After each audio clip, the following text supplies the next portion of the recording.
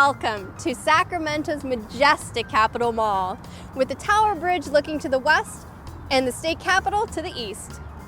At the turn of the 19th century, this spot where I'm standing in now was home to one of the largest Japanese communities in the country, as Japanese immigrants helped turn Sacramento into one of the main agricultural centers in the state.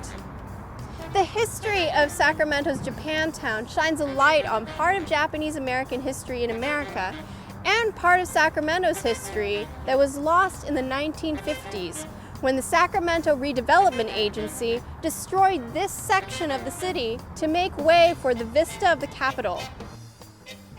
To understand how Sacramento's Japantown came to be, we need to go back to 19th century Japan.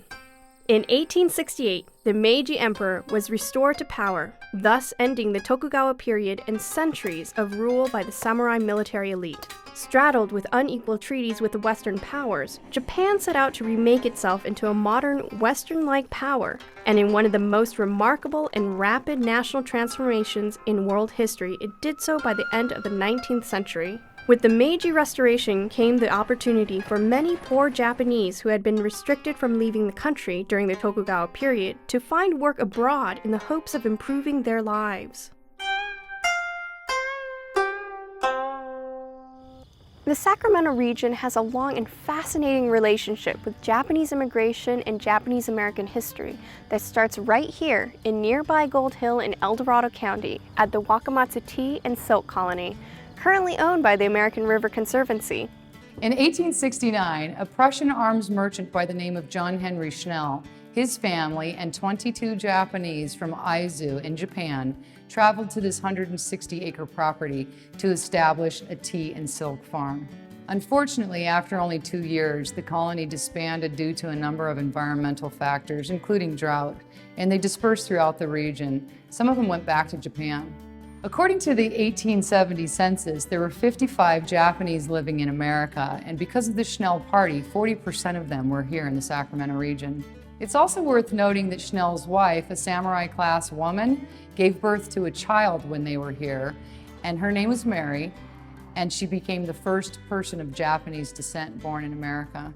After the colony disbanded, a young girl named Oke stayed on to become the nanny to the Vierkamp family, who eventually purchased the property. Unfortunately, Oke died at 19 in 1871, and she became the first woman of Japanese descent to die and be buried in America. We still maintain her grave here in Placerville. So in other words, the Sacramento region is the birthplace of the first Japanese American and the resting place of the first Japanese woman to die in America. Exactly.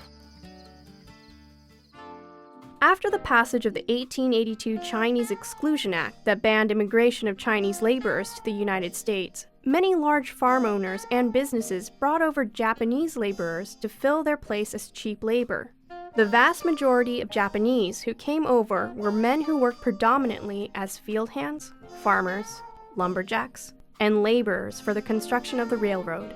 By 1900, nearly 30,000 Japanese had come to the United States to find work. But life in America was not easy, as many Japanese lived in horrible conditions and worked for low wages. In addition, many faced brutal hostility and rampant discrimination from employers and fellow non-Japanese workers.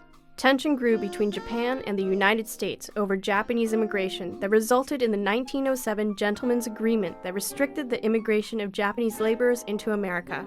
The later Immigration Act of 1924 placed an outright ban on all Japanese immigration. Despite all of their hard work, many Japanese living in America failed to amass the wealth they envisioned returning to Japan with, and thus decided to settle down and start a family. Only one problem. Most of the Japanese living in America were men, and thus they needed a wife to settle down with. So many sent photographs of themselves home and had photos of potential brides sent back to them. Once a partner was settled on, and because of a loophole in the immigration laws and agreements, the Japanese laborers in the U.S. were able to marry their picture bride via proxy and then have them issued a passport that allowed them to travel to the United States to be with their husbands. Picture brides contributed to the growing population of Japanese in America and the creation of Japantowns. Like other immigrant groups, Japanese tended to settle together in neighborhoods. These ethnic enclaves made life in a new country easier. Japantowns were located up and down the West Coast. They offered services such as Japanese stores with goods from Japan, restaurants, bathhouses, and banks, all with owners and clerks who were Japanese and conducted business in Japanese. The area that would become Sacramento's first Japantown was settled in the 1890s by male farmers and laborers who worked in the outlying areas and came into town to buy goods and visit a place that felt like home. By 1891, Sacramento's Japantown began with lodgings for Japanese to stay in, as they were not often welcomed in places owned by whites. In 1893, the first grocery store was built. This store, which also provided banking and postal services, was the focal point of the community.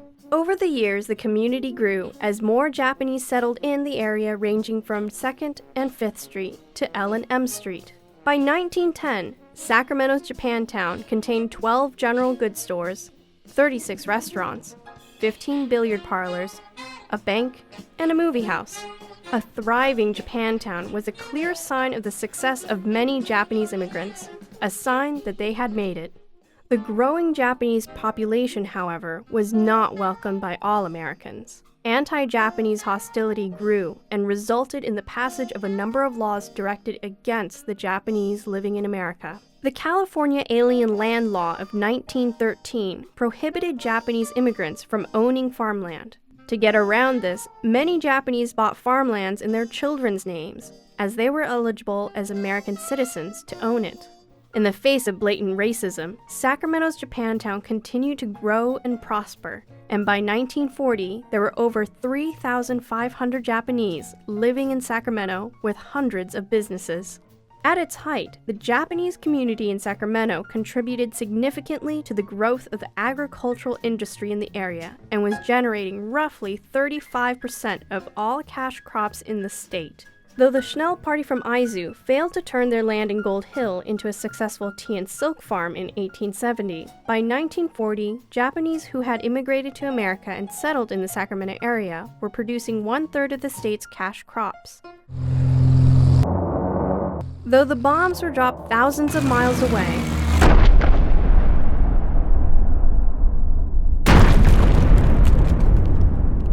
the Japanese attack on Pearl Harbor also destroyed Sacramento's Japantown. Succumbing to widespread racist fears, President Franklin Roosevelt signed Executive Order 9066 that called for the forced internment of all people of Japanese descent living on the West Coast. Given almost no time to prepare for this imprisonment, many Japanese were forced to sell their homes and businesses at well below market value or left them in the care of others. The internment of Japanese Americans was a significant blow to Japantowns throughout America as they were left empty and other groups moved in. In Sacramento, ethnic groups who were restricted in where they could live in the city moved into the uninhabited sections of Japantown. By the end of the war, many Japanese returned to find their neighborhood drastically changed. In time, Japantown regained some of its former glory.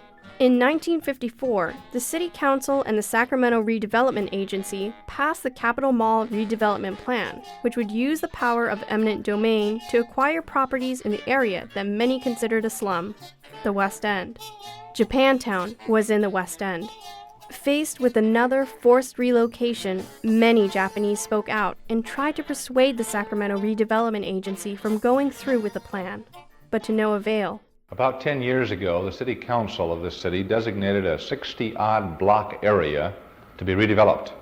Since that time, the agency has proceeded with 2 projects.